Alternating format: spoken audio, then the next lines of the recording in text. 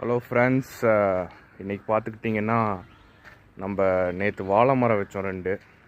அப்புறம் ஒரு 2 முருங்கை மரம் வச்சுருக்கோம். அப்புறம் இங்கே வந்து ஒரு காட்டு துளசியும். ஹலோ ஃப்ரெண்ட்ஸ், இங்கே பார்த்துக்கிட்டிங்கன்னா நேற்று 2 வாழை மரம் வச்சோம். இது வந்து நம்ம ஃப்ரெண்டோட வீட்டு தோட்டத்தில் வந்து இருந்து எடுத்து கொண்டு வந்தது. ஸோ நமக்கு அட்வைஸ் பண்ணார் இந்த மாதிரி வைங்க அப்படின்ட்டு. ஸோ உடனே எடுத்து கொண்டு வந்து வச்சாச்சு. சைட்லேயே பார்த்துக்கிட்டிங்கன்னா முருங்கை மரம் வச்சுருக்கோம் 2.